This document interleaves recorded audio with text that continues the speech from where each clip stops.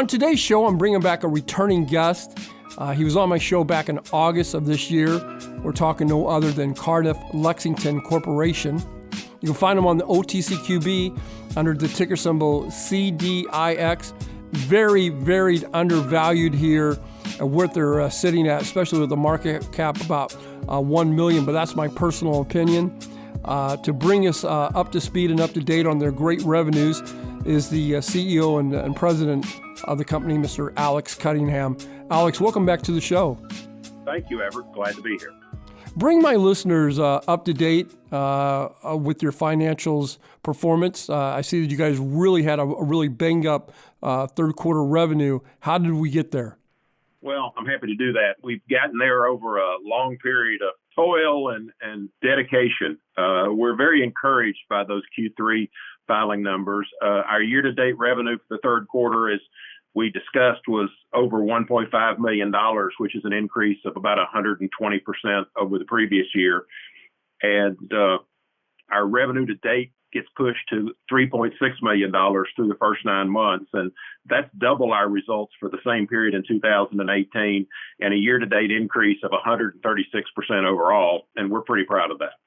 You know, what amazes me, like I said earlier in the interview, your market cap's at a million, and already we're not even done with the fiscal year yet. We're at 3.6 million. Usually it's vice versa. You know, a market cap at 3.6 million and revenues at 1 million is kind of a disconnect there. You agree, or am I missing something?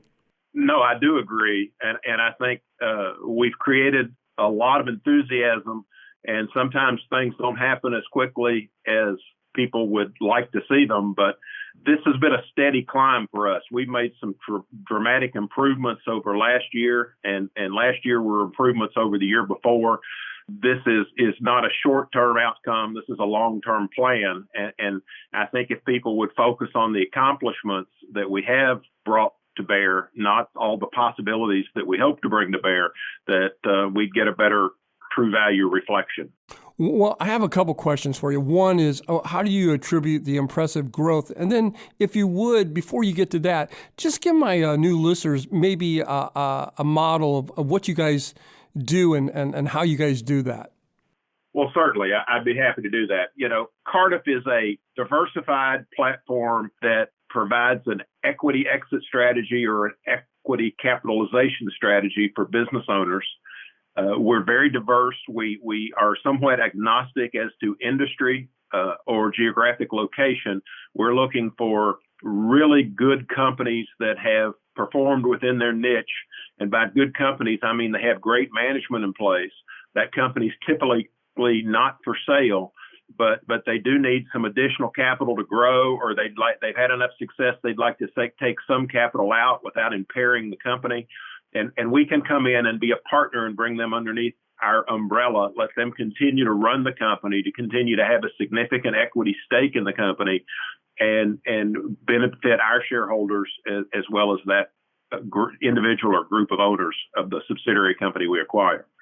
And the reason why I asked you that, I just saw a past press release about Platinum Tax Defenders. You guys bought them out. Did that help your growth? Well, it certainly did. It certainly did. As we say, we're an acquisition-driven growth model, and actually, we always intend to continue to make acquisitions of new subsidiary companies. So we're going to be expanding the umbrella, and Platinum Tax is a very good example of that strategy. For instance, they're located in Simi Valley, California, and were affected last year more than this year a lot by forest fires and various acts of God. But this year they reported $1.6 million in revenue for us in Q3 as compared to $229,000 during the same period last year. So Platinum Tax Defenders alone yielded a 650% increase in revenue for the third quarter.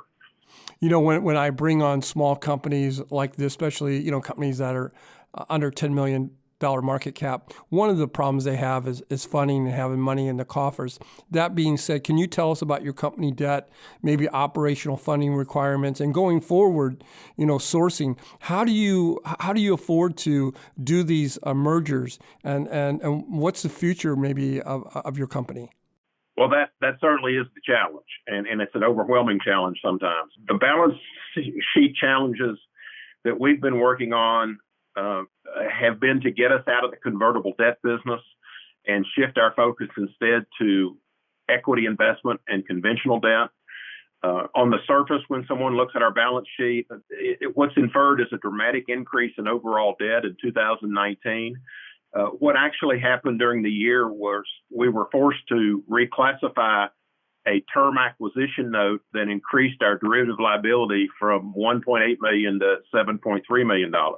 This is tied to the Platinum Tax acquisition.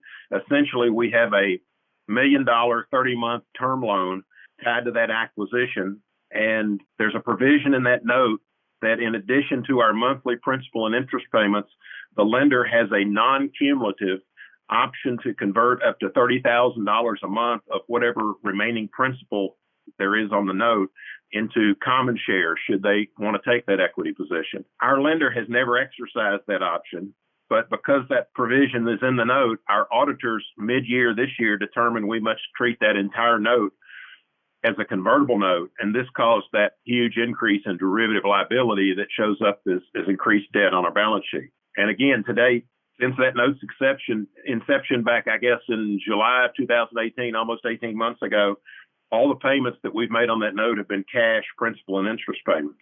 So that reclassification was an unexpected hit to our balance sheet.